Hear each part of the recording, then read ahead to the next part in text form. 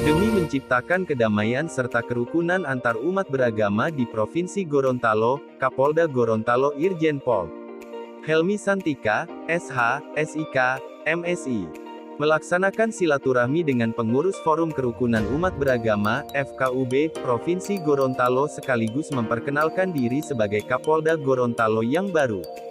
Selasa, tanggal 19 Juli tahun 2022.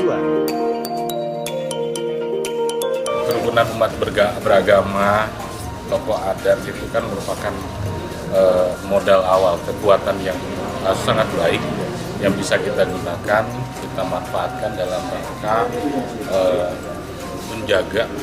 menjaga persaudaraan, menjaga kerukunan, menjaga soliditas masyarakat. Jadi menjelang tahun politik ini perlu kita konsolidasikan bersama, dan alhamdulillah di Gorontalo ini semuanya bersepakat bahwa mewujudkan Gorontalo yang aman, tertib, dan kondusif demi kemajuan Gorontalo itu sendiri.